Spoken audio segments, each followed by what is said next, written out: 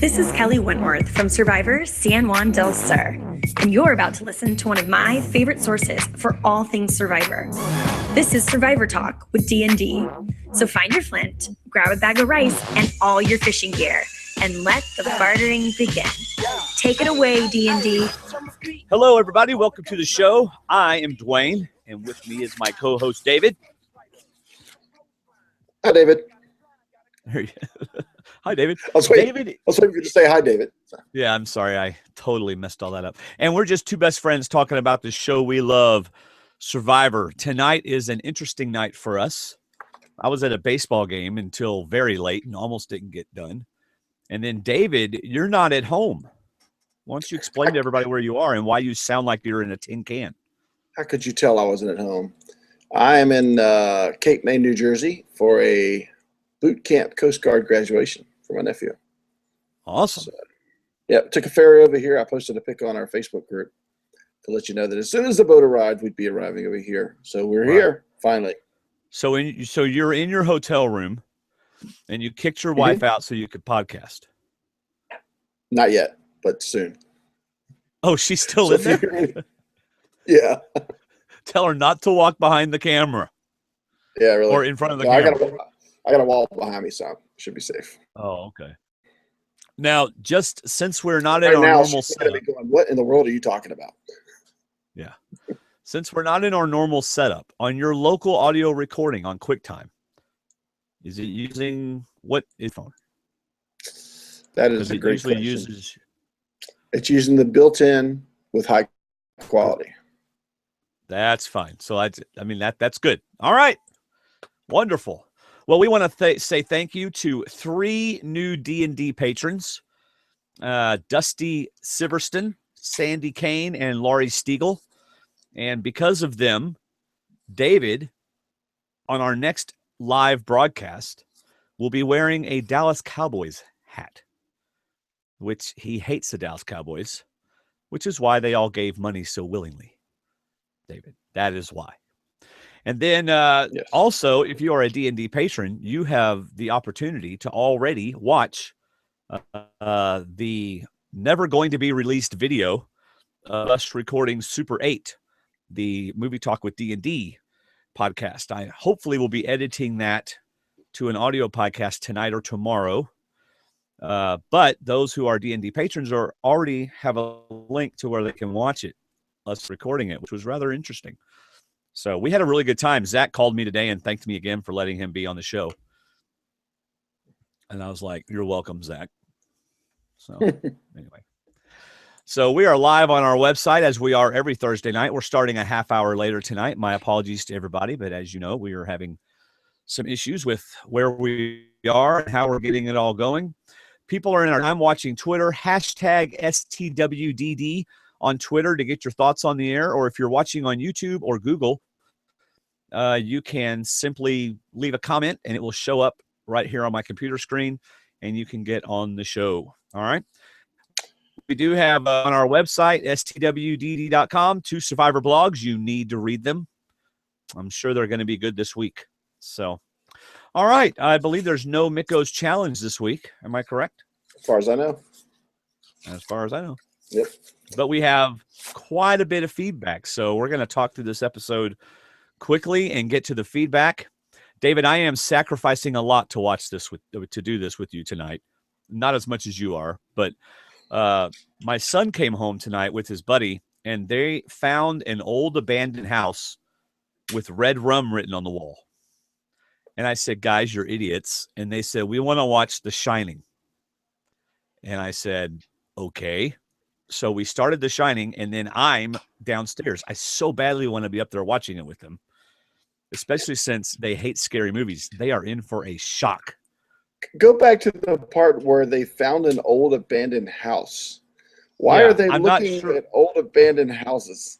You had me at the first sentence. The rest of it I just got. But yeah. I chose not to ask them why they were looking at old abandoned houses. Yes. But my next question was, why would you, after you watch The Shining, you're not going to go back to this house? Not at all. There is no way. You won't be looking down halls. You won't be opening doors. Man, it's like the movie started in the whole, you know how the camera always kind of like takes you around a corner as though the camera is a person? Yeah. You know, all throughout the movie. I mean, nothing even scary is going on. They're like, oh no, this camera is going to kill me. That's great cinematography. Oh man. So now I got to watch it again. All right. Episode 10, quite an eventful episode. A lot of different opinions on the internet about whether it was a good episode or not. Mm-hmm. I personally enjoyed the episode for the most part. And boy, I have two initial thoughts. Do you have any initial thoughts, David? Yes. Okay. I do. Well, one of them was the title should have been, and I got to watch it the first time. The second time I went back to watch it, and I had to pack up to leave. And somewhere in the episode, Sierra makes the comment, well, you're just seeing the result of no sleep, no food, no rest. I think it's somewhere in this episode, which I'm glad we're not doing Miko's challenge because I would not remember anything. It's been so long since I watched it. And to me, that should have been the episode because a lot of things I thought happened because of that. But my initial thought was two of my favorite moments in Survivor history came out of this episode. And there were I thought some good strategy, some bad strategy, and just some crazy dramatic moments, not even including the second half of Will's discussion. Right. So my initial thought was, wow, this episode was emotionally and physically draining. Yes. I thought it was really good. Wow, because my initial thought is, wow. That's one of mine. And on mine, I wrote, the level of cruelty people are willing to dish out on others is just really sad. Yeah. But we are on a bit of a delay. Not delay bad. I can hear your voice fine, but this Wi-Fi here is not good. And it's a very nice hotel, but does not have good Wi-Fi. Well, you can turn off your video if that'll help. If that'll help. I could turn off your video or my video. You could turn off yours, mine, whatever. Wow, we just won't ever get to see you. I might enjoy that more if I turn off your video. Oh, you mean my video? Okay, I got you. Yeah. And then my other initial thought is one mistake is all it takes to totally screw up your game. Yep. And Mike made two mistakes tonight, so that's just really screwed up his game. So, boy, I don't like just having a cartoon of you up on the screen. All right, I'll work on it. But anyway, so that, and I got kids upstairs streaming The Shining and stuff like that going on, but it's all right. All right, do you have any other initial thoughts, David? No, I just really liked it. I know there's I think there's more feedback on our Facebook group page today than we've had probably all season. And yeah, it was pretty eventful. Yeah, and I was trying to read it on the ferry ride over here because we had an hour and a half to sit and ride on the ferry, and it was a lot of good talking. Like you posted, thank you guys for keeping it non-personal, non-attacking, right, and keeping it very, very open-ended. I loved how people said, "Okay, I hear your point, but here's my point," and that's what a great debate is, and that's what a good discussion is. And so, thank y'all for Yeah, thanks for keeping the Facebook group a friendly place to be today. It was definitely a busy place. So, all right, previously on, I don't have anything about previously on. Sometimes you do, sometimes you don't. So do you have anything about previously on? No, I actually watched it because it was on, but I didn't write anything down for that reason. All right, day 25, we see some strategy going on. Rodney is about to unleash his plan on the blue-collar tribe. So he's talking to Carolyn, Tyler, and Will about how they need to get rid of Mike next. Mm-hmm. And a great Survivor moment. Mike overhears them. Minus the spy shack. No spy shack needed. He probably had a spy tree. Yes. I don't know what he was standing behind. It was the spy beach. But this is where I think it's supposed to start getting really interesting because this is kind of what we've been talking about and waiting for. When is this 4 going to make their move? You know, and but the problem is there's 5 on the other side.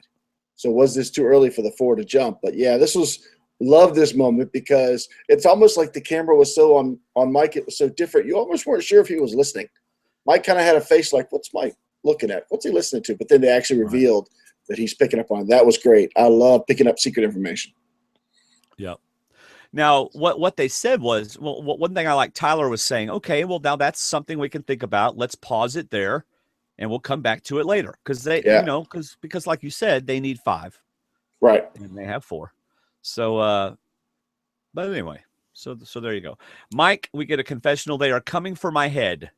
It is time for me to get busy and do some work, which I think ultimately, Mike, he almost played the game he did. He played the game a little too hard tonight or on the show last night. And gosh, it just turned around on him so quickly and so badly that he is not in a good position anymore.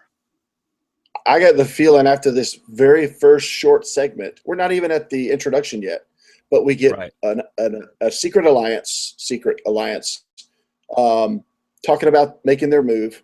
We get their target overhearing it, talking about how much he's going to have to start working more. And then we go to the Survivor auction all before the credits roll. And I'm like, wow. Yeah. What a good Survivor in the first 5 minutes of the show. Yes. Well, let's get to the auction. I personally thought it was pretty darn creative of them, being Survivor CBS, to make that first item a shocker. First item is covered. Will wins it for $100. And whenever Probst shows that it's a rolled up piece of paper, you can see it on everybody's faces. Yep. Especially Carolyn. Crud. They gave the advantage away first thing, which would have been an incredible twist. Awesome. Would have been great. That would have been amazing. That'll teach him. But this is also amazing. This is twice as good. I know. Now you get to go back to camp. And bye. See ya. Yeah, and leave. And I thought that's the worst possible possible thing that could happen. But I mean, it's kind of like people want to jump at the food and just start buying and buying and buying. And I like the twist. I thought it was great. I thought it was great. I love the idea of throwing in some, because we used to get the bad stuff. We don't see as much bad food anymore. It's like we don't get to see that as much. But I think covering the whole auction, I think this is probably one of the best auctions I've ever seen. I thought it was great. Oh, it certainly had a lot in it, didn't it? Yeah, it covered a lot more than just picking up food. Yes. So he heads back to camp, and Jen's like, you're not going to send anyone else home, are you, Jeff? Like, you never know. I won't be speaking to you again. Shireen never had any intention at all of getting the challenge. I mean, the advantage, what they all assume will be an advantage in the next challenge. Mm-hmm. And she bids $300 on some amazing looking fried chicken and a waffle. I've never had fried chicken and waffles together, but she did. So Shireen wants it for $300 and gets it. And she even says, well, I didn't want to bid for an advantage. Right. So that was interesting for her to say. I think, do you think that's just because she didn't want to put herself out there saying, hey, I want to take the lead in this game. I want to set myself above in this game. She'd rather say, hey, don't worry about me. I'm not a threat. I'm not going to have any advantages. I'm just Shireen out here trying to play. Well, what she said in her CBS YouTube video was that she had always thought that she would go out to the auction and save her money and get the advantage. That was what she always said every time she watched Survivor. But that now she's out there, she's like, you know what? I want to enjoy this auction, and I don't care about the advantage. I want to get something, and I'm going to enjoy it. And so that's what she did. So anyway, third item is a more rum than I can imagine anybody could drink in one sitting, but Jen managed to. Now, I thought when Probst told Shireen most expensive chicken and waffles you ever paid for, I'm thinking, well, she does live in California, so maybe there are more chicken and waffles out there. Yeah, but that was funny. Jen practically threw all of her money up to the auction center. I want it. I want it. It's mine. Yeah. Sierra got some steak shish kebabs. Rodney got an amazing looking steak. What was in that bowl? What was in that bowl? It looked like this when I was watching the second time, like a white tip, like a ranch or something. So maybe he had potatoes to go with it or something. That is one heck of a bowl of ranch dressing right there, my friend. I know. That was a big old bowl. It should have been a bowl of salad. It was a bowl of dressing. Yep. By the way, I apologize, y'all. We're having technical difficulties for those of you who are watching. And I know my video's not up and David's isn't up, but hopefully the audio is working. As you know, David's having to use his computer laptop microphone, not our normal. We might get compliments from this, the fact that they're seeing our caricatures and not us. So that it might be something we want to consider going down the road. Yeah. Also, apparently David is playing shuffleboard on the desk. So I'm not sure what that's all. Sorry. It's like I can't move because my other microphone is propped up and my Moose Crunch bowl and I don't touch anything around it. But now I can't even slap my foot on the carpet probably without making a noise. Well, I don't know what that was, but it's making the noise. No. Oh, I know what it is. I'm putting my notes on the computer. Sorry, I'll stop. All right, letters from home. Now, this is interesting because Shireen speaks up right away and just tells everybody, okay, look, y'all, in the past, Jeff lets everyone have it for the highest bid. Boy, they took a big chance because he could have switched it up on them. He could have, but my first thought was, so are you still annoyed that she knows and talks about Survivor so much? Because she's basically filling in some of you peeps that don't know what you're about to get into. You may have watched 2 seasons of Survivor, but you don't necessarily know what she's explaining. So the fact that she's explaining it got all of you, except for some, your letters. Right. So they just go, well, somebody bid $20. Sierra bids $20 and wins it. So everybody else can get it. And they all hold their breath for Probst to say, all right, come and get it. And Carolyn wants all of them to do it. Mike didn't want to. Now, this is obviously his first mistake. Mike, if you're listening, you should have just said no right away. You should have just said, no, guys, I don't want to do that. That would have been better than what you did. The best thing to do is just do what you did. But I don't know. What do you think, David? Well, I don't think he should have said no because he's going to end up voting out Carolyn according to his plan. That's a jury vote. If he'd said no, then he's got Carolyn and Dan and probably some others looking at him like, you selfish guy. Why aren't you we're all going to be even. We're all going to draw rocks. Why not just get your letters in the process? So I don't think it would have been a good idea necessarily to say no. I understand what you're saying where he says, look, I want the advantage, period. If you guys want to get letters, spend your $20. But I need the advantage. So I understand keeping the money and going for the whole thing. But at some point, I really think he should have just nodded and gone along. But I also he did nod and go along. Yeah. So I agree that he because I see in the long run, I don't think he lost Dan. I think Dan's disappointed, but I think he settled things with Dan, and we'll get into that later. But I don't know. My thing comes back to maybe we'll just get further into it. I think he should have gone along with it flat out and not done the trickery. However, we haven't even gotten to the trickery yet. I was just talking about whenever Carolyn's saying, "Do y'all want to all do this?" and he agrees to it. So why not keep the camaraderie? Why not keep the unity and agree to it? Because if you say no, Carolyn is going to say no as well. She loves her family as much as Mike does, but she's going to pass. Now, Dan, on the other hand, might not, and Dan's the one he needs to keep happy because Dan's like a vote in his pocket. He needs to keep Dan. So if my True Alliance, really, really, really wanted it, but still wanted a shot at the advantage, I probably would have gone along with it as much as I would not have wanted to. I would have gone along with it. All right. So he does end up going along with it, and then he makes a huge mistake. Huge mistake. First of all, we get Dan saying, I love my life like my wife, like you read about. My wife personally went, oh, that is so sweet. Yeah. So, and then Mike, after telling everybody, oh man, I wouldn't do this to you. Why would I misplace trust, and all this kind of stuff, says no. And I stamped the TV as soon as he turned and marked down one of my favorite moments in Survivor. I loved it. Not that it was right. I just loved that he did that. that he flat out stuck his neck out there and made a big decision to do that.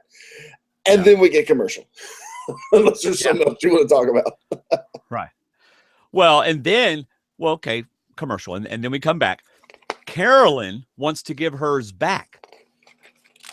Ain't no way Jeff was going to give her her money back. I didn't think so. There were no refunds. I completely agree. I did not think he was going to give a refund. However, I think Probst knew.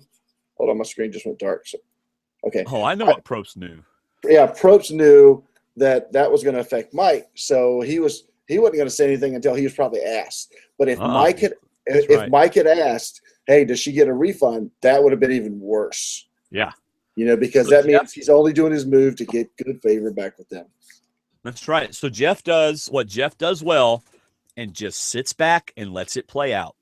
Except when Mike turned around, because he said, Mike, you want your and that's when everybody went, Right. So that was good. Right. So let's see. Okay, now here's the thing. So Mike has a change of heart, right? Yes. Now, I am going to go out on a limb and say that he realized that what he did was incredibly damaging to him in the game and tried to make it right. It didn't work very well, but that's what I think. Oh, absolutely. I think it was 1% strategic and 99% I really messed up. Yeah, exactly. Do I really want to be this kind of player? Right. Right. And so anyway.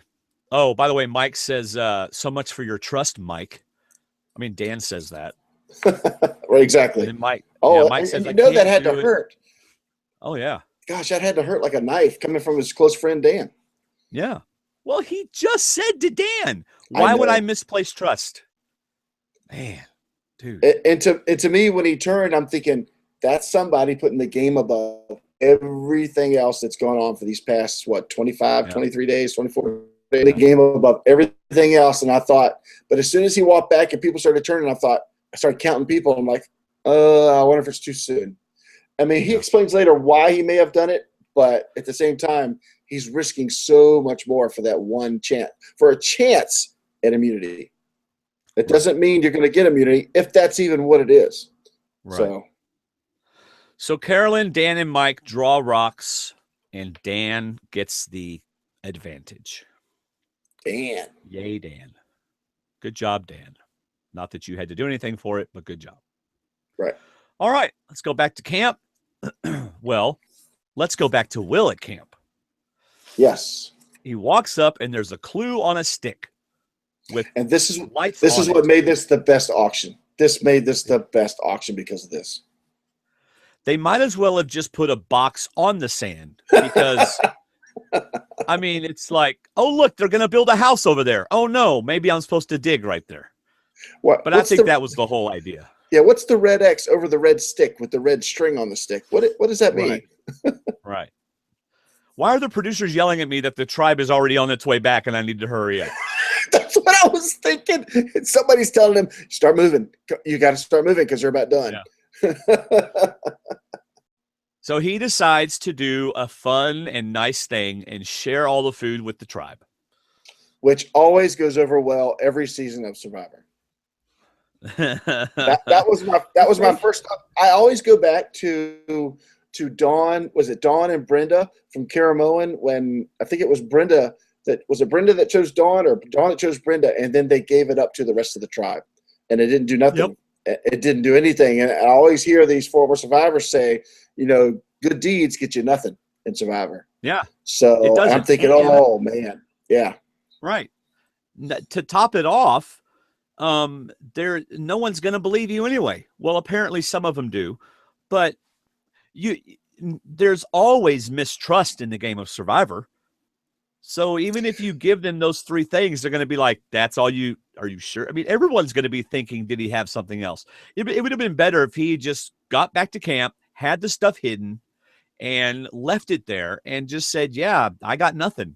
Then he would have had sympathy. Exactly. They would have sympathized with him or for him. But the problem with this equation is we're dealing with Will. And this is not an insult, but Will is not a super fan of Survivor.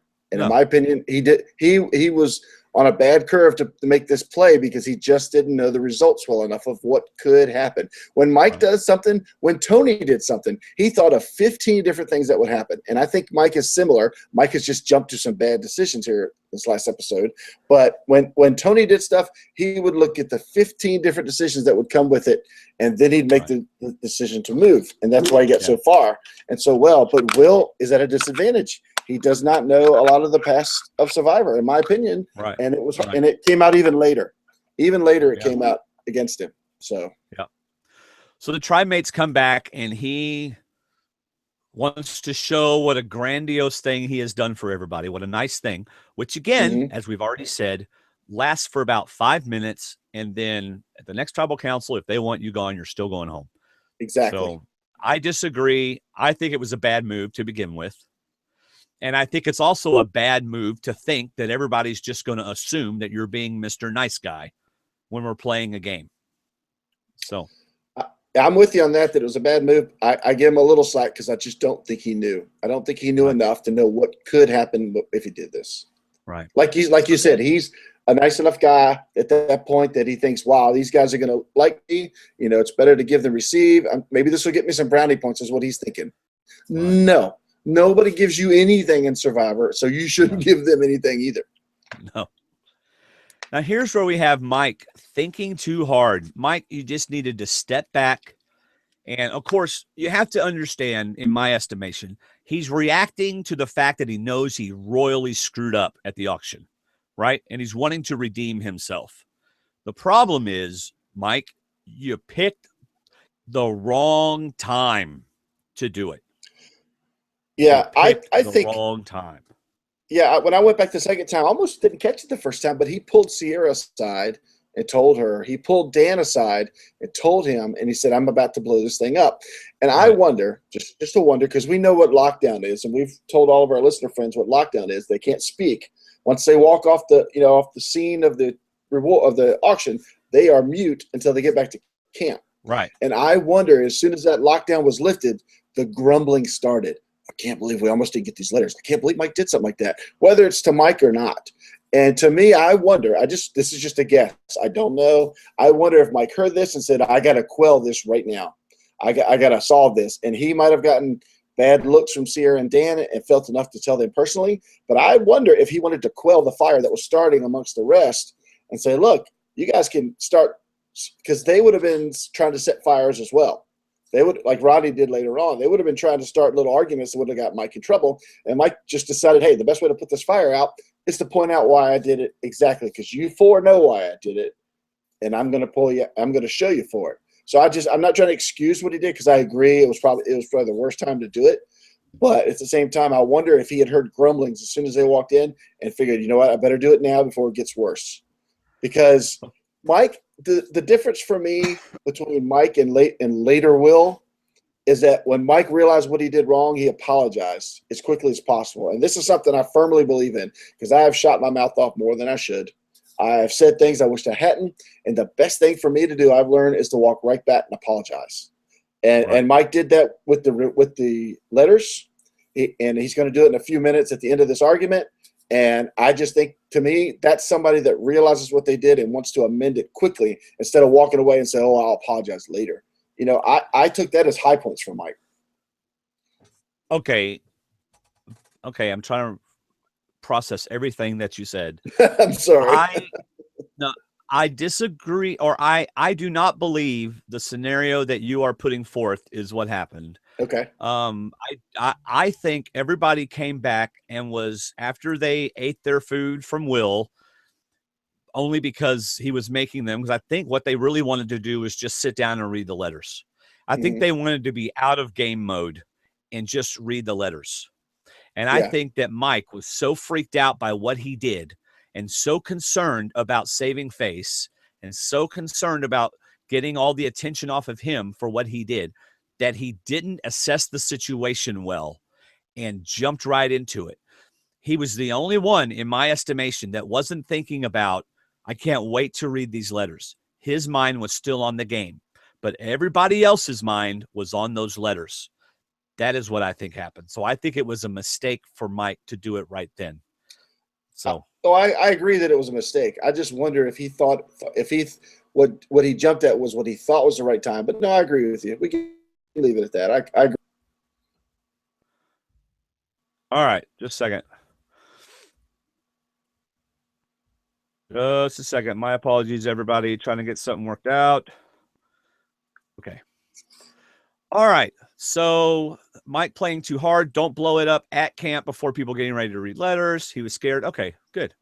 All right. Sierra even says it. This isn't the first time Sierra has said a man on her tribe has had the worst timing ever. Yeah. You know, he did. It was the worst timing ever, and Sierra even says so. So, and instead of it helping Mike, it hurt him.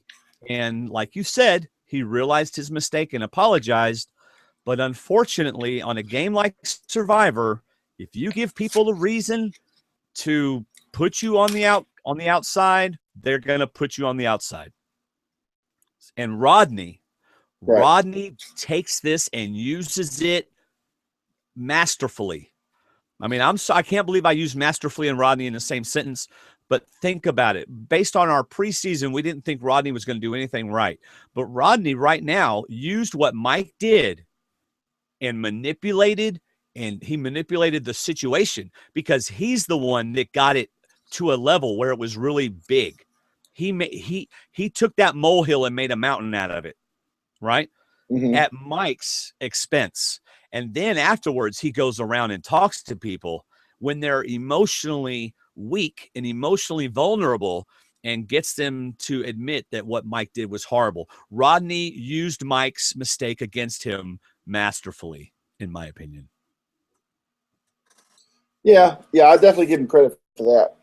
He saw a what do you call it? Just a soft moment, a vulnerable moment, and used it definitely against Mike to put Mike in a bad light because Mike basically did Rodney a favor by going off like that.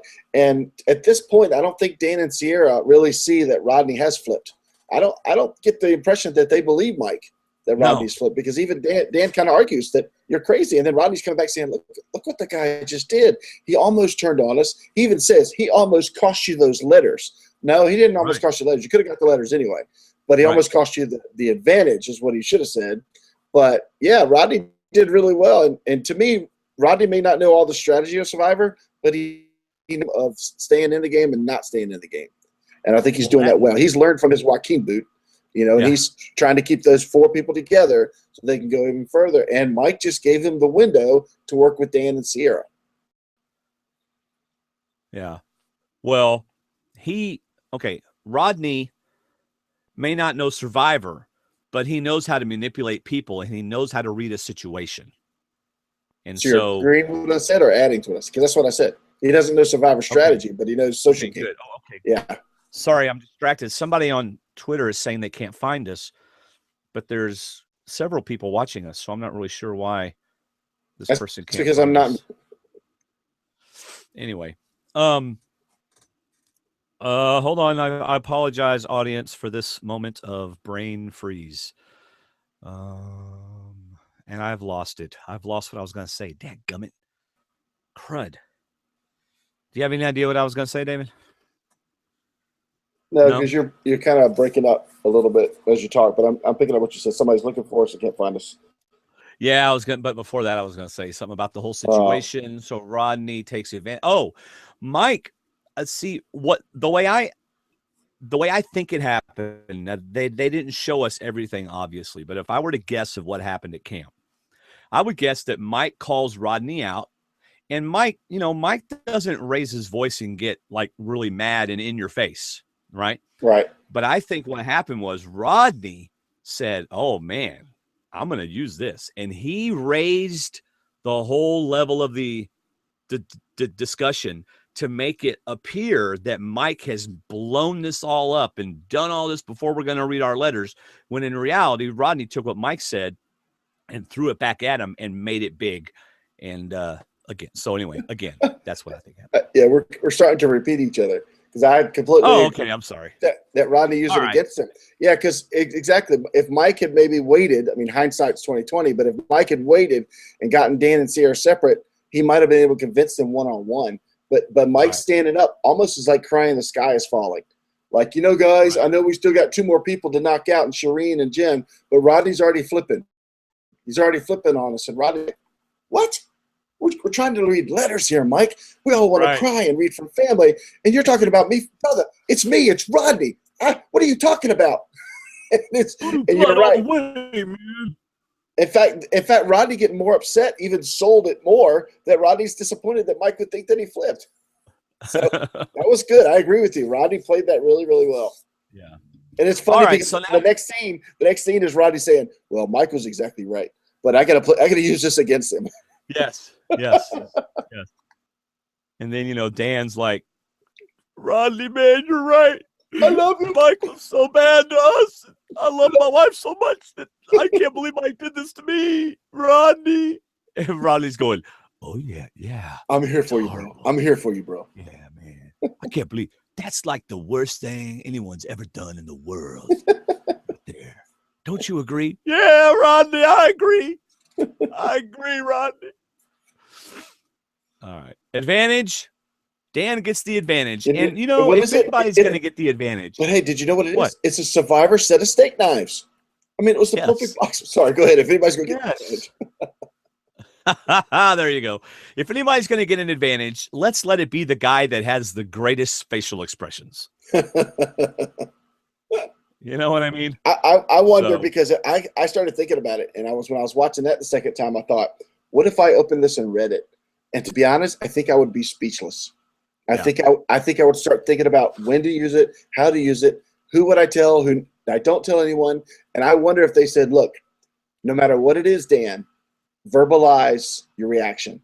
Make sure you give us something verbal. And you don't have to worry about that with Dan.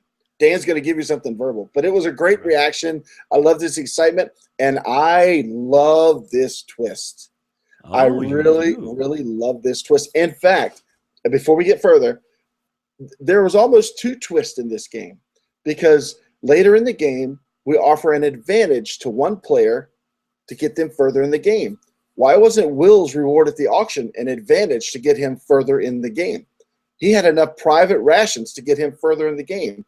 So it's almost like there were 2 different twists, 2 brand new things, thank you, that gave the 2 people's advantage in the game later on. So I was like, this is awesome. We're getting 2 twists out of this. But I love this extra vote. It's because I hate the rewarded. I hate the challenge advantages. I don't like those. I don't think it's fair. But I love this this twist, this advantage that Dan gets. One person gets it, 1 vote, and I think there's a 2 out of 3, or excuse me, 2 out of 5 chance he'll use it wrong. You can always mess it up. There's never a guarantee that you can. Just like there's no guarantee you're going to win the challenge if you get the advantage from a reward. So, but I love it. I thought it was simple, and I thought it was great. It's funny that's what Jen said in one of her videos on CBS YouTube. If anybody's going to get the advantage, I'm glad it's Dan because he won't know how to use it or something. I have to admit, the only CBS video I saw, I was on the ferry because they had Wi-Fi, and I watched the one where Shireen talked about her decision later on at the immunity challenge. Right. So that's the only one I've seen. So if you hear any more good information, share it. All right, an extra vote. You have to say it after Jeff says, okay, all right, I'll go tally the votes. And I wrote down, the later you use it, the more power it has. So yeah, we never heard how late you can use it. Yeah, we didn't hear that, but I do know the later you use it, the more power it has. Right. So that's good. The Willy Wonka golden ticket. So, all right, day 26. Next day, Mike and Jen are out laying by a rock. Mm-hmm. And Mike decides to try to cast doubt on Will. Is Will playing them? Now, here's the thing. This is not a question of Will's character, as Will took it. This is a question of, is Will playing the game? Is Will trying to play the game on us? You know? And then Jen sends something to Rodney, and so the word gets around, and Tyler tells Will. Now, I have to admit. I love that Mike says, that was a big box. There's got to be some food he's holding, maybe a clue or something. But that's kind of what we get. And then we get Jen telling the group Will has a ton of food somewhere. I'm like, okay, this is like that phone call game where somebody whispers in your ear and you spread it. By the time Jen gets back to camp, he's got a cabin in the woods and it's full of food, and he's not sharing that with us. He only brought us 2 jars of jerky and dried fruit. That's about what he came to. That's funny. So Tyler tells Will, and I have to admit, now, first of all, I don't think I would have made the same mistake Will made in thinking that everybody would believe me, nor would I have given everybody the stuff. Right. I have to admit, though, if I had done something really nice, I'd be upset that people doubted me, because there's no way to prove it. There's no way to prove that you did it right. Exactly. You know? So my thought was, well, anyway. So Will takes it up. Will. Okay. Before you get there, here, this is part 2 of Will not being a deep super fan of Survivor, because what Will missed is that they were not questioning his integrity or his honesty. They were actually complimenting him as possibly being a player. And to me, that's where he took it wrong. Just what you just said. They really think, maybe, is he really starting to play this game? Is he playing us? And Will, as a non-super fan, I don't want to say the word recruit, but as a non-super fan, Will took it as, you are Will Sims, I think is his last name. You're questioning my integrity. And I'm thinking, well, yeah, because in Survivor, it's not about integrity all the time. It's about winning the game. And they're actually complimenting you that you hid something, didn't share everything, but you still made a gesture to try to win points. But instead, Will went home. Will went back to America. He went back and treated it in that fashion. And to me, that's what it felt like for the first few minutes. Right. Now, see, okay, so you have, how does Rodney handle a situation and how does Will handle a situation? Rodney blows it up to his advantage, right? Rodney's thinking game. Will is thinking, well, I don't think Will's thinking. I think Will lost his temper and lost control. Personal. Yeah. Yeah. He's not thinking game, personal. I agree. Yeah. And Shireen's just sitting there. And here's the thing. For some reason, he already doesn't like her. Even before all of this happened, he already didn't like her. They were already upset with each other. She's not saying anything. And I'm sorry, but this was incredibly, incredibly disappointing to see Will do this. I mean, this was worse, in my opinion, than what Colton was doing back in his season when he was just being cruel to people, you know? Yeah. This is worse. Will saying over and over again, I guarantee you there is no one in the United States that is missing you. We all have loved ones. We all have family. You have nothing. I mean, it was just personal. I really, oh my gosh. I really hated that they were showing everybody else just smiling that this was going on and they weren't involved, as in they were happy that it was happening, but it almost seemed like they were happy that these two people were going at it and kind of bringing it. I mean, it just, I didn't like that. If they were sitting back with a little look of shock, that would have been more realistic to me. So I'm wondering if there was a little manipulative in the editing here, but yeah, what I think actually stirred Will on more was that Shireen was sitting there looking at him like, I mean, I loved her comment that, do you need to talk to me like that? I mean, well, we did not hear her say anything. Wow. Yeah, exactly. She's shocked. And it's like, well, let me get Mike here and Jen here, the other people that also said it, and then ask all 3 of us that. You know, but instead she's just going after the one person by herself, and nobody says anything about the way Will's talking to her. Because, I mean, I understand him being upset about the integrity, like we said, but the next part he goes to was just hard. I agree it was worse than what Colton said. I think you could almost tell that Colton was saying it just to get under her skin. Will was saying it just to be mean. He was trying to just rip her to shreds. Yes. Right. It's, what is the meanest thing I can say to hurt you? Terribly. You know, with like no remorse. It's just, and I say no remorse because the next day he's still doing it, and then that next night he's still doing it. You know, even as she's in tribal council crying, you know, he's saying you're playing the victim card. Meanwhile, she is an actual victim of domestic violence, and he's telling her she's playing the victim card. It's just, I'm sorry, but Will really. And then it is bothering to me that Shireen, I don't remember how to pronounce her name, was Shireen. absolutely right. Look, Will, you pray before every meal. You talk about God all the time. What a horrible representation you are to the Christian faith. This is seriously. And then he just says, God hates ugly, and I'm calling out ugly. Oh my gosh. Will, shut up. Just shut up. Gosh. Just shut up. Yeah, I just couldn't fathom how how bad it was getting. I couldn't understand why someone would even do that. But to me, this is somebody not prepared mentally to deal with this game. And I'm sorry, Will, if that offends you, but you are not prepared to be in this game and deal with these people. It is a social game. No. The challenges are there. The no eating is there, but you got to be able to deal with people. Whether you turn the other cheek. Actually, you were the one that was slapping cheeks, so there's no cheek for him to turn. But there's a point where it's a human being. Man, that was hard. That was hard to listen to. Right. In fact, it was the big downer of this episode. There's a lot of good things in this episode, but that was just. Yeah. Well, Shireen later on said that Mike was the only one who tried to come to her rescue, that tried to say anything. Oh, yeah.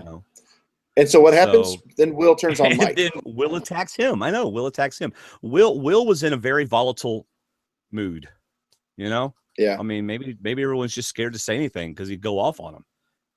Yeah. So, but he was out of control. He was not, as the Bible says, taking your thoughts captive. He was not doing that. He was letting them run loose. And so there you go.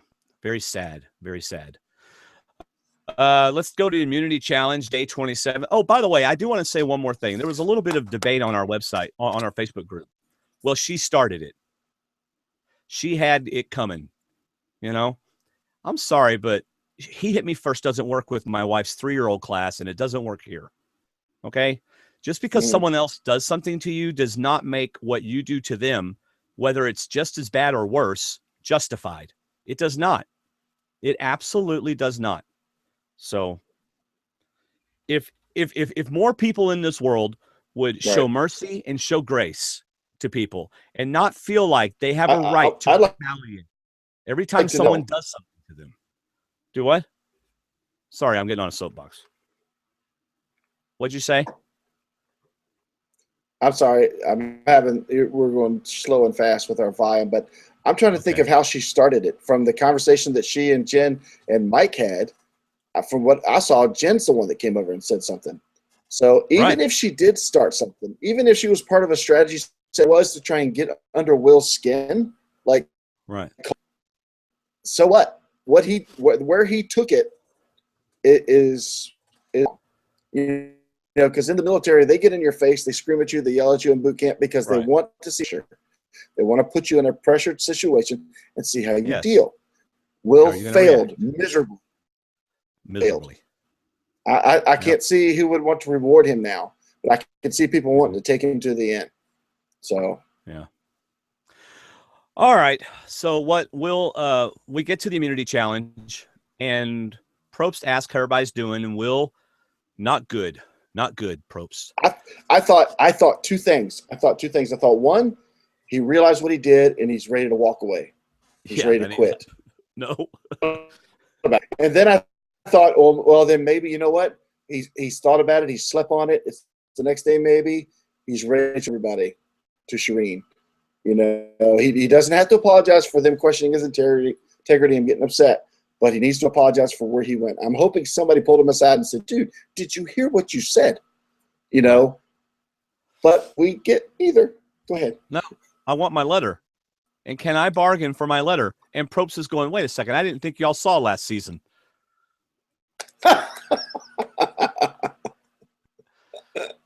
So Probst says everyone has to agree. Now, I have not heard any of Jen's exit interviews, but I have been told she did some excellent ones. This is one of those times that I wish we did, but I really don't wish we did. But she told people in her exit interviews that she would have done the same thing. If Shireen had not raised her hand, that she would have done it. She would have raised her hand. Yeah. Because it's Survivor. It's the way it goes. You don't get to bargain for your letters for whenever you're probably not going to win this challenge anyway. Correct. You know, you got what you got and you shared it with all of us. I mean, you got energy stuff and you chose to share it. That is the way it was. Sorry. I mean, they don't let you go, I really miss my wife. Can I do a video call? No. Well, what if I stay out of this immunity challenge? Will you let me do a video call? No. You know, and it's the same thing with this. But of course, they make it so that Shireen's the one who raises her hand. And Shireen's reason, now you saw the video, I did not. So why don't you tell us what Shireen said about why she raised her hand? Shireen said in her video, she gave a great analogy. And what it was she's saying that, first, like you just said, Will's not going to win this challenge. We know that. Probst knows that. The people that set the challenge up probably know that. He's not going to win this challenge. Ask a cheeseburger for it. I mean, I'm probably going to say this all wrong, but it's not like he's asking for a cheeseburger right now to sit out of the challenge. It's like he's asking for a cheeseburger for every day left in the game to sit out of this challenge, because that's what the letters would be. That's how much they'd sustain him getting to the not that. And I believe she even said, you said I have no family? Letters there. So there was a little bit of payback, a little bit of revenge on that part. I'm pretty sure she said that, because that's the only thing I've heard from Shireen today was that one video. But yeah, she said that, you said that, I mean, he's about her family, about her, having a broken, but I don't, you called that out on me. You get no letters from me from home. So maybe you should have thought about that before you went there. So some of it was revenge. Oh, I think most of it was revenge, but she could reason anything. Yeah. Well, take the revenge out of it, and I still think I wouldn't have raised my hand. Yeah. Even if I felt that way and no one else raised their hand, I would not have raised my hand. See, I wrote that down, that I don't think I would have had the guts to do that either. I would think it's not right. And I would think that Probst shouldn't even give us, I would say Probst shouldn't even give us the chance to say yay or nay. But I wouldn't raise my hand, because if I'm the only one who raises my hand, then I'm singling myself out. And in the game of Survivor, you don't want to be singled out. So I think she made the wrong decision. See, I think Shireen is actually singling herself out as to not be a threat and to be the one that people want to take to the end. I think she is singling herself out that way, but I don't think she thinks she's going to get voted. I think she's right now. Yeah. The thing is, and we were talking that she's got at least 2 votes on the jury right now, and Jen and Haley. And of course, she didn't know Jen was going at that point, but she's got those 2.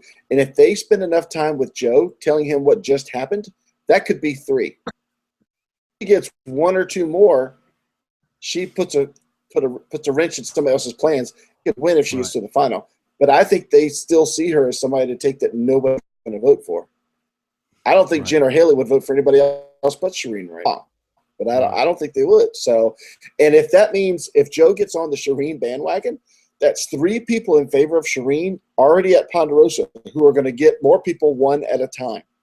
So it's going to be those 3 and the new person for a couple days until the next person comes. That could be a Shireen campaign right there. Yeah. Shireen can win this game. If she can get there, but she has to get there first. Yes, but as absolutely. I'm sorry, because it's hard for me to hear you sometimes. But as we have seen in this episode, things can completely go crazy and change in one episode. So who knows what what next episode is going to be like. All right, so let's say this is all over and Probst starts to talk about the challenge. I'm thinking as a player, okay, when are you going to have Dan talk about his advantage? And he never does. And so then I'm thinking, so what was his advantage? It has nothing to do with this immunity challenge. So it must be something else. He must have an immunity idol, or he must have something else. That's what I'm thinking. The interesting point that you bring up, though, that could be another idea for a auction reward, in that an advantage in the challenge of your before the final 5 or before the final, whatever. But over the next 3 challenges, you can ask for an advantage in any of the 3 immunity challenges. Well, okay, yeah. But I don't like that because I don't like advantages in challenges. Yeah. All right, so Mike wins. I mean, I don't. Okay, you saw the challenge. There you go. Mike wins. Yep. I love Jen. Yay, Mike! No one else get too excited. Which is interesting though, because normally Dan and Sierra would have been excited, for him, and they're not. Right. Otherwise, why would Jen have said that? So Will says, I think to Sierra and Dan, Mike's kind of taking on the Joe target. You know, he's that's what Rodney's telling him. You know, my gosh, he's got challenges, get David all these points for Team Cholera, and then they're gonna have to take him out sooner or later. They're not gonna beat him. Yeah. All right. Will says, bring the popcorn. This is going to be the best tribal council ever, which it wasn't, but no. All right. Back at camp, the Mike, don't do the happy dance. It's horrible. Dude, that is a horrible dance. Okay. Enough about nobody else is doing. All right, Rodney and Will, let's get Jen out. She's good at challenges. So their plan is to get Jen out. Have you been talking and I just didn't hear you? No. Okay. Dan and Sierra are talking with the 4. So they're in there talking with them. Wow. I mean, it just totally looks like Mike is on the outs. And and you know it because he's sitting there with Jen and Shireen. So Mike, Jen, and Shireen. Mike says Sierra isn't even looking at him anymore, and he's not sure about Dan. So Mike tries hard with Dan. We are blue strong. Yeah. You and me built this camp with our own hands. Who do you trust? I mean, he's campaigning hard for Dan. What'd you think about any of that? It's interesting because this whole I stopped. I was unable to take any further notes after the challenge because I had to stop watching the pack. But I just got the overall impression that I don't think Dan. Obviously, I don't. Like I said before, I don't think Dan has bought that Rodney's flipped. I think Dan and possibly Sierra still see them as a strong.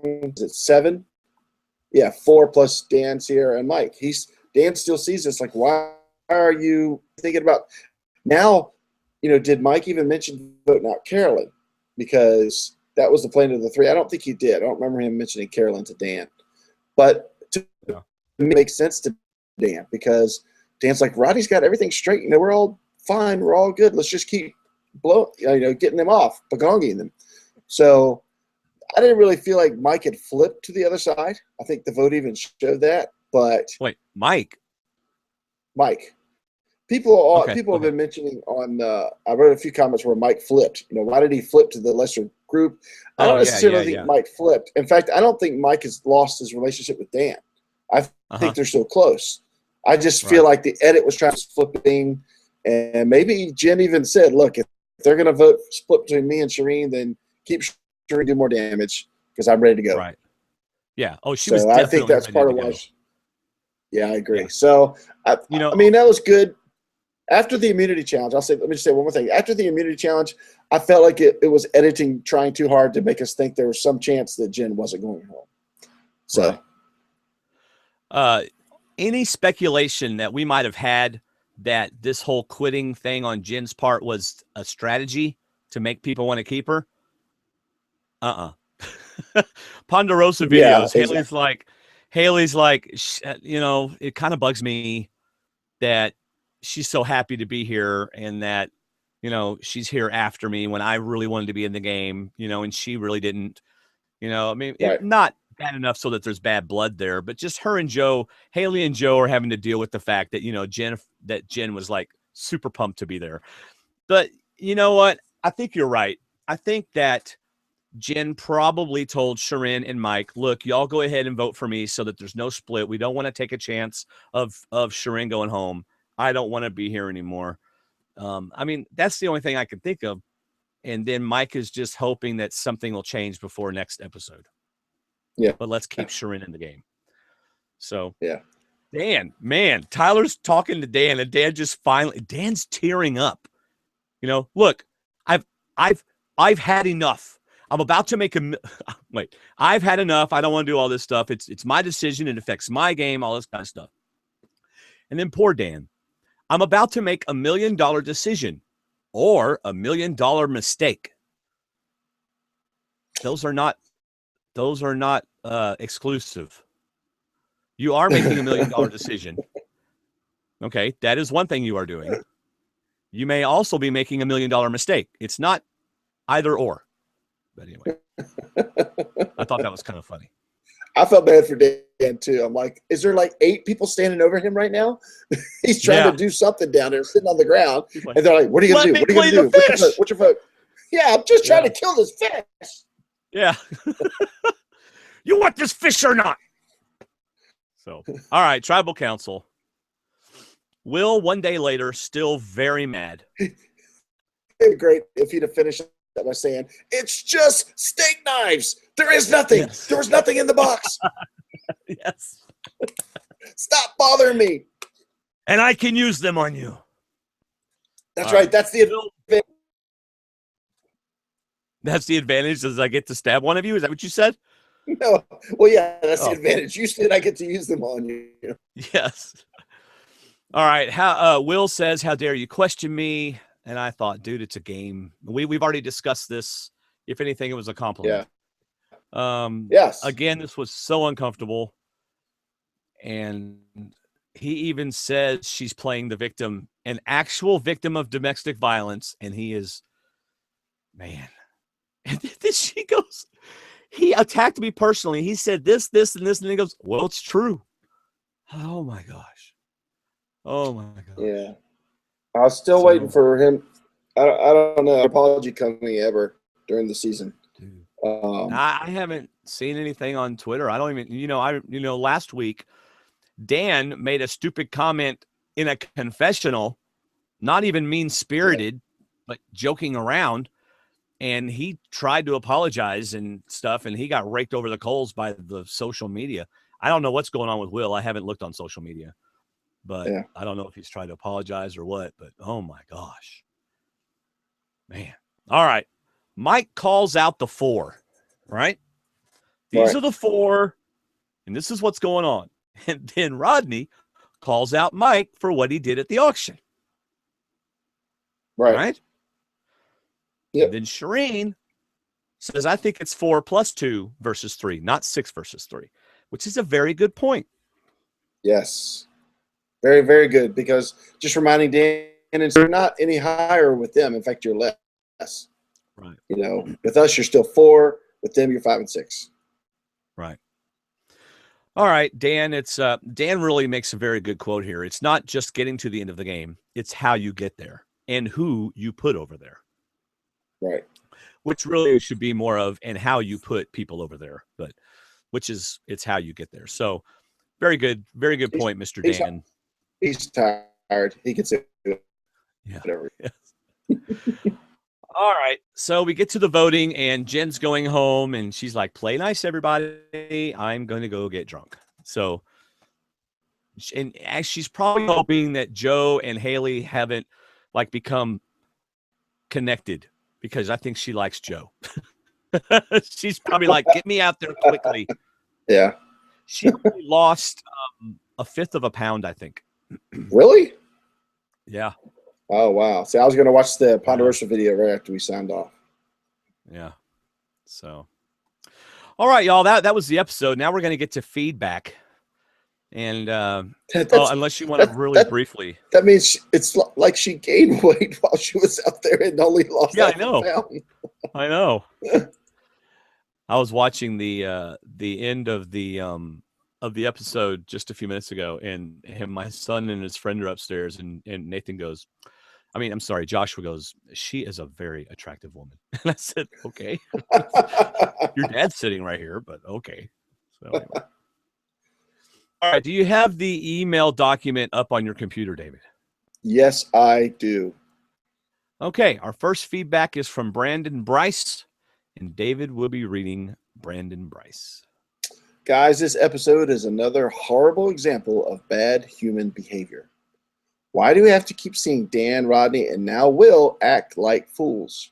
These men think they are so tough because they are in the majority. They can say what they want and act how they want and treat a woman in such a classless manner and think it's okay.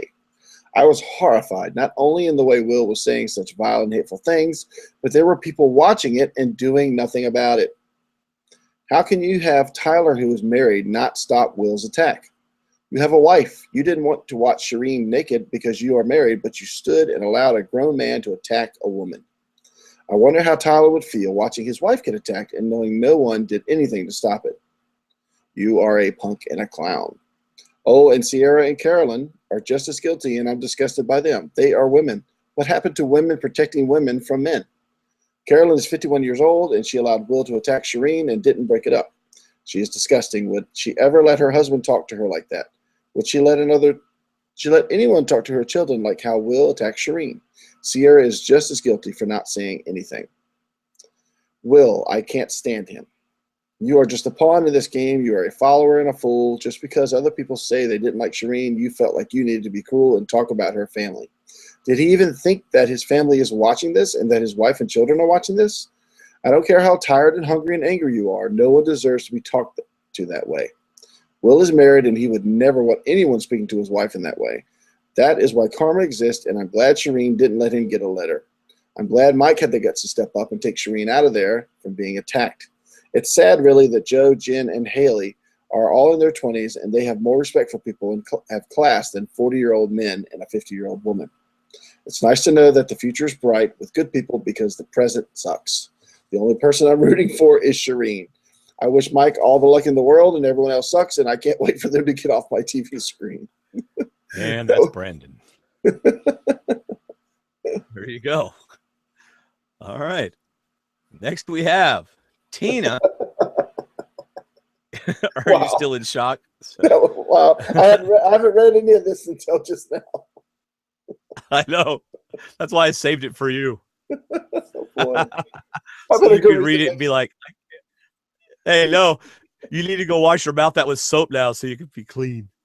All right. This is from Tina, who at the time of this writing is in Mexico. Hi, Dwayne and David. So Will is the last no-caller standing. He will have to get used to being no-caller for the rest of his life because no one will hire him after watching his behavior on last night's episode. Not only did he get way too personal on Shireen, but then he lied about it to Jeff Probst. I think Rodney's bad personality is rubbing off on Will. Isn't there a phrase that says something about the company you keep? Will said God wanted him to call out ugly. What type of hypocritical statement is that? What makes him the judge for God to call out ugly? He really needs to take a closer look in the mirror. I like Mike a lot, but I will need him to be on the jury in order for Shireen to win. Yeah, that's what it says. I think Mike's days are numbered, and his idol will only help him for a few more days. In order for Shireen to win the game, Mike, Sierra, Jen, Joe, and Haley need to vote for Shireen. This is a smart group of remaining players, and I wonder if they realize that so far all three people on the jury may vote for Shireen. Shireen will have to work really hard not to get voted off. In one of her secret scenes, it is clear that she has to be not liked by the remaining players for them to keep her as a goat. Even Will wants to keep her in the game because she is not a threat.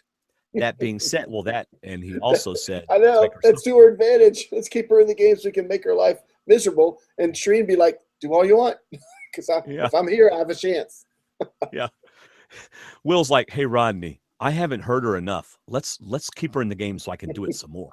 Wow. Even Will wants to keep her in the game because she is not a threat. That being said, I am not so sure that Shireen would have been any nicer to people if her and Max were in control of the game. Can you imagine how the game would have been with Max and Shireen in control? Well, okay, before I'm going to comment on that, based on what we saw of Max gameplay, I don't know that it would have been very good. I don't remember Max and Shireen treating people like this, though. They might have been annoying because they talk Survivor so much, and people were like, hey, let's just talk about life. Let's just talk about other things.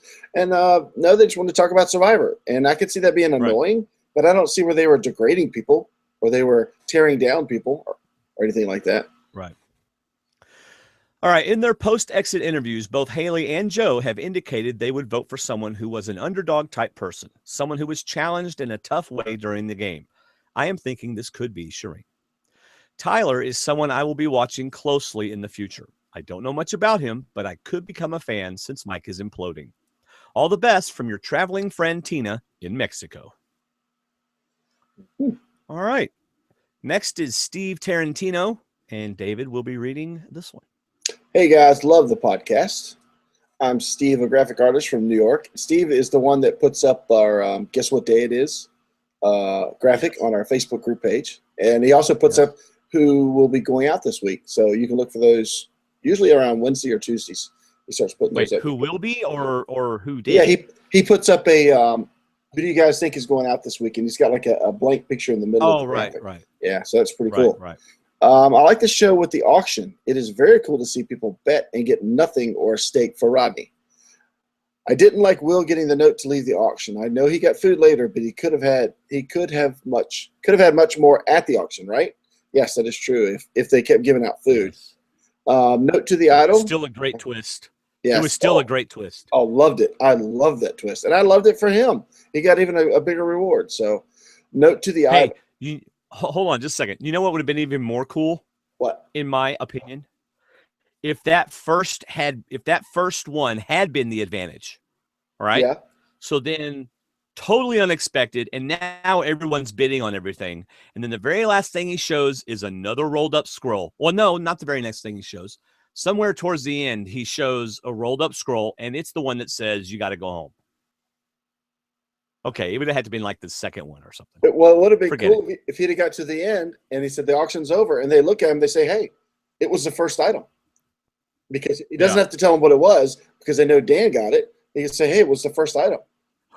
Yes. So there isn't a second one, but Will's already back at camp reading, and they're like, "Where?" Right, he's getting the real clue. Where's the advantage? Will's getting it back at camp. Yeah. That would have been awesome, and then they would have been stuck with $500 and nothing. Exactly. All right, go ahead. But it's also kind of neat because Will got the only auction reward that you could share because you weren't allowed to share items. But Will actually got an item he could share. So that was a great auction. That's probably my favorite auction, gotta say. Yeah. But my heart was broken when Will got that note. Oh, it broke my heart so much. So note to the idol, advanced. Okay. So I know he got food later, but he could have had much more at the auction, right? Note to the idol or advance to the next challenge. That is how I feel. I really don't like the extra vote that Dan got. Oh, sorry, Steve. I do like it, but I'll read your email again. I really don't like the extra vote that Dan got. Wow, that is so not cool. How do you feel? I feel okay. How do you feel about the extra vote, Dan? Dwayne? How do I feel? Okay, if they're gonna put a twist in the game, and I'm okay with twist in the game, I like this. I like this as a twist. I think if it's played well, could really be good. Yes, because it could have gone to anybody. Anybody could have waited for it. You don't have to win it in a reward. Everybody has an absolute equal chance of getting it. You save your money, you can get it.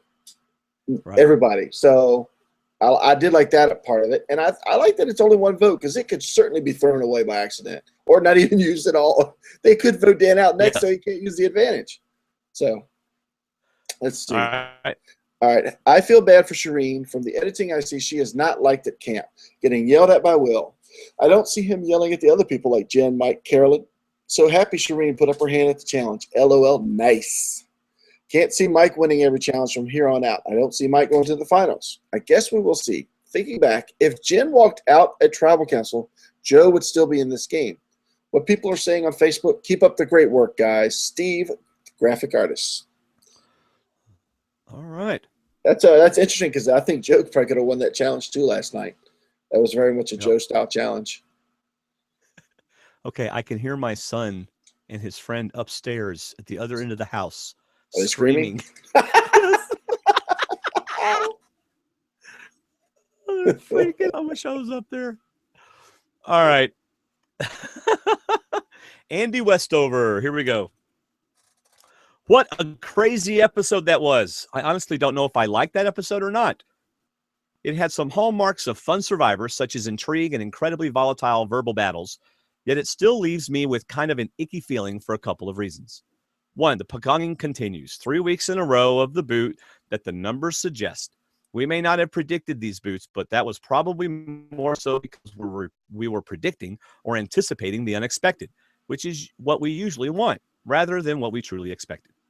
Number two, all drama does not necessarily equal good drama. I feel like this episode, more than any other, crossed the line. Rodney blowing up flipping, that's good drama. Someone getting upset about someone killing their pet chicken or because someone else doesn't wear pants, that's good drama. However, there is nothing fun about seeing someone personally berated like that. There was nothing fun about Jen's attitude and near quit last week. These don't create excitement or create favorable feelings toward the episode. We've had 2 of these in a row, and hopefully no more.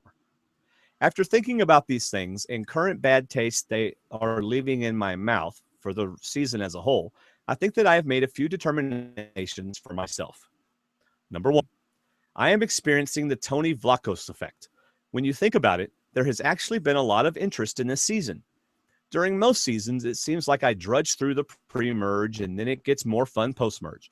Pagonging usually seems to happen to some degree. Prior to this run, idle play, a throne challenge, gratuitous blurs, and tons of uncertainty for who would or would not survive the game. We've only really had 3 pagonging episodes, and maybe a 4th if Shireen goes out next. But then we have Go Anywhere. As I said, I'm experiencing the Tony Vlachos effect. I'm expecting the unexpected every episode.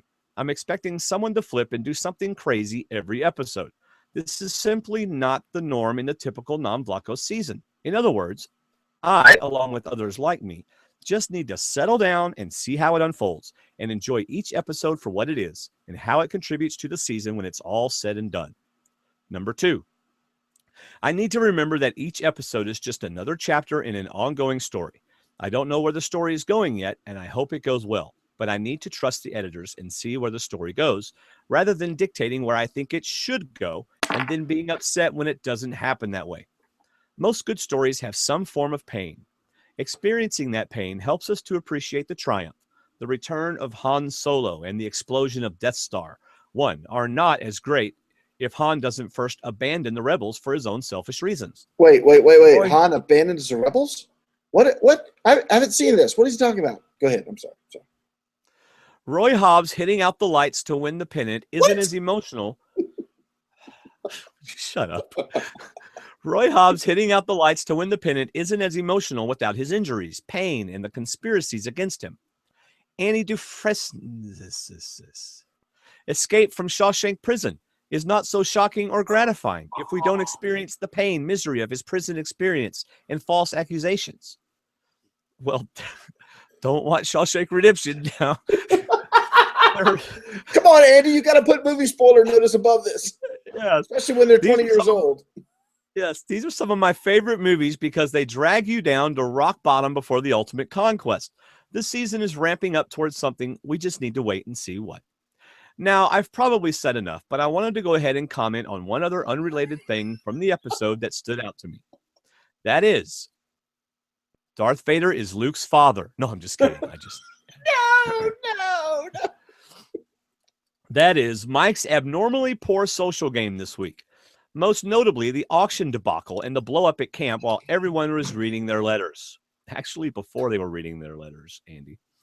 Obviously, his timing was not great. It also seems that since he overheard this conversation in secret, it would have been wise to only share it with others in secret in order to maintain the sneak attack. Even so, I think his biggest problem was that he was making it all about him. Rodney and his posse were flipping on Mike. They were conspiring against Mike and were going to vote out Mike. Why do Sierra and Dan care about this? This is not personal to them. The key that Mike missed was that Rodney's group was going to flip on them as a group at 7. At that point, they'd outnumber their group 4-3. That's personal. And they, especially Dan, may have taken it a little more seriously rather than sticking to the status quo.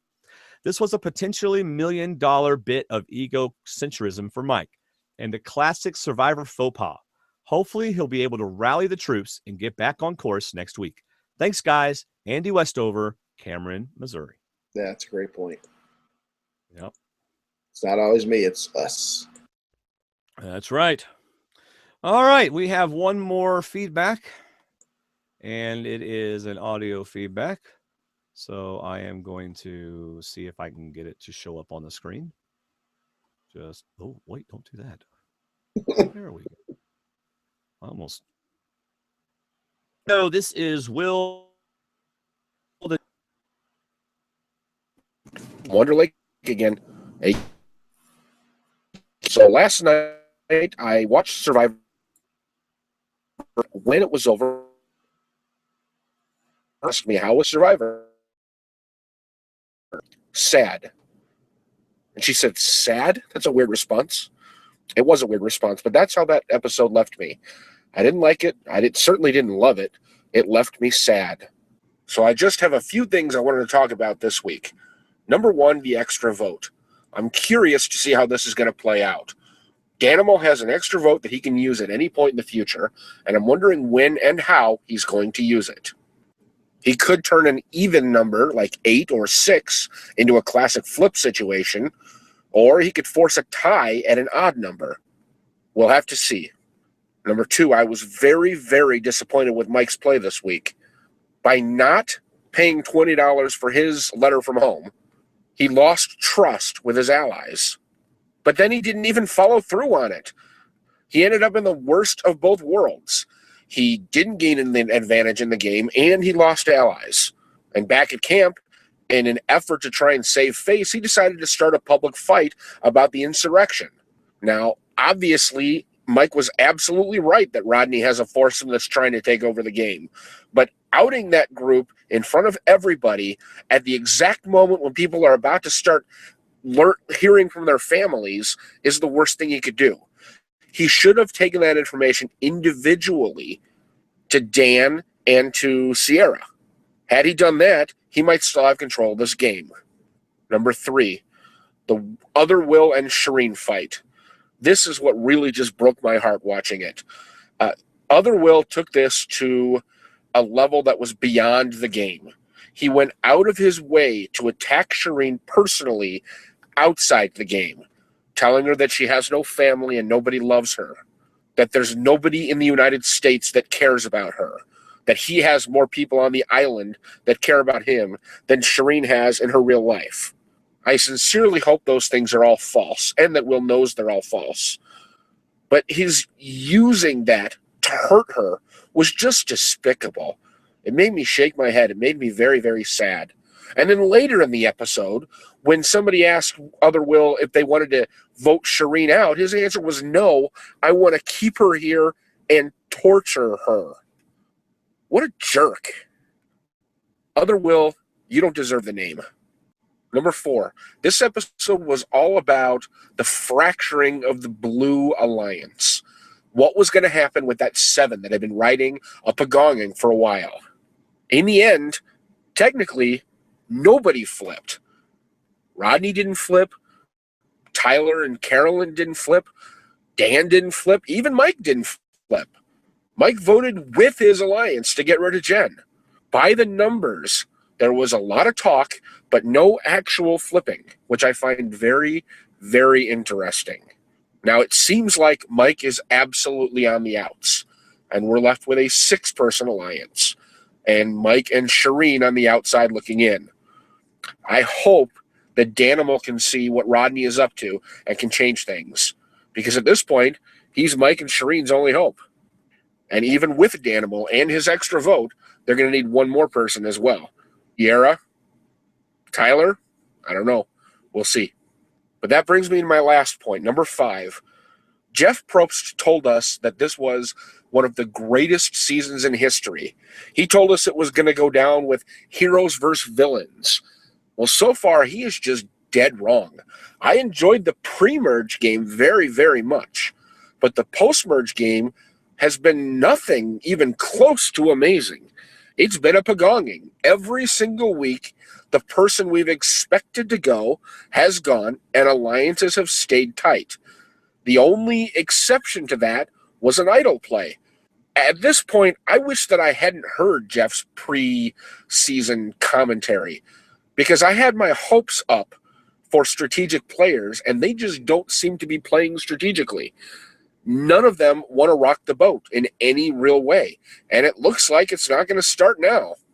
I hope that somebody can help this season live up to Jeff's expectations. I was hoping that somebody was going to be Shireen and Jen. Obviously, it's not going to be Jen. We'll see if Shireen can get people to vote with her.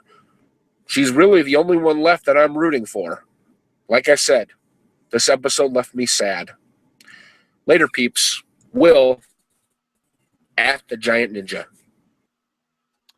There you go. You there, David? Yep, still here. I missed the first minute because I ran upstairs to tell the boys I heard them yelling. Actually, he started kind of the way it ended with how sad he was about the episode. I wonder if he's got a point about something big's got to happen or some monumental thing has got to happen for it to end up being a great episode. And I wonder if they're setting us up to try and show that Mike and Shireen are on the outs, but they're the ones that make the turnaround and break up this other group.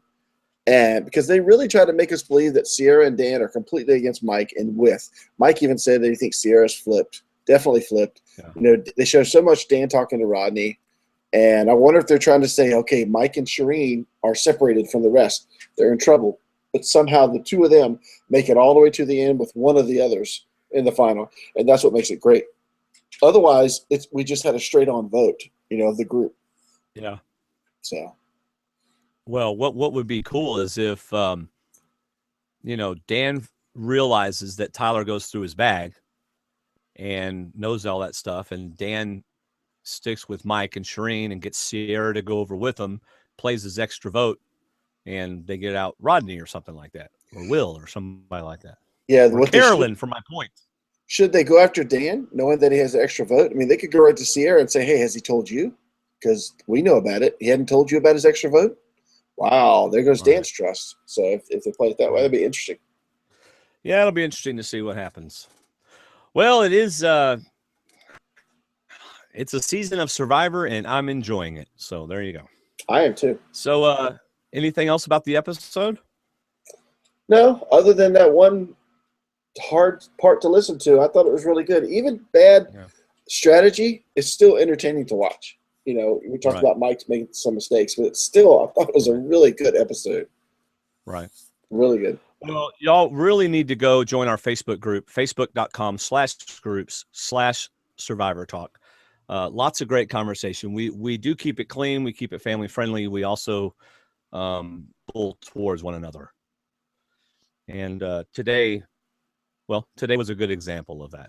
So, because there's all different people from all different walks of life on there, and didn't get personal. We disagreed on some things, but it didn't get personal.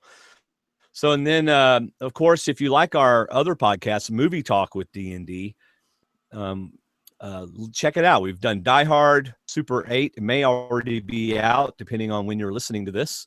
But you can check that out on iTunes, Movie Talk with D&D. Leave us a review. It's a new podcast, so reviews help a lot.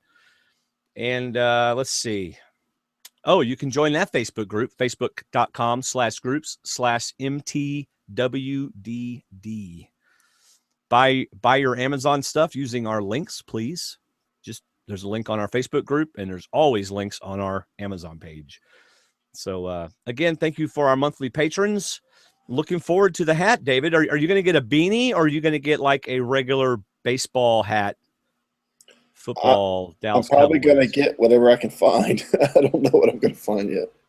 Based on what I saw on our Facebook group, someone may be sending you a jersey that you have to wear too. I got no complaints about that. That would be cool. Really? You're going to wear a Cowboys jersey? No, it wasn't a Cowboy jersey. Oh, it wasn't? Well, you're not allowed to. No. Now you cannot offset the hat by having a bunch of Redskin stuff up around the room or anything like that. I must bow to the will of the people. No. All right. Our next milestone for Patreon, for our D&D patrons, is just I guess about $20 away. And we will do a patron-only podcast. I have no idea what it will be about, but maybe we'll just have all of them in the room just talking. like the world's largest hangout with 30 some odd people in the hangout just talking about stuff. That'd be kind of fun, actually. That would. That'll be patron only and won't ever get out to the general public. We'll all need to upgrade our cable connection at that point. Yes, that's right. All right. Thanks again for listening, everybody. I'm going to go watch the rest of The Shining with my boys. And David's going to tell his wife she can come back into the hotel room. And then I'm going to do some editing. She already has. So I'm ready to get off too. Oh, all right. Thanks, everybody. Have a great night. See ya. See ya.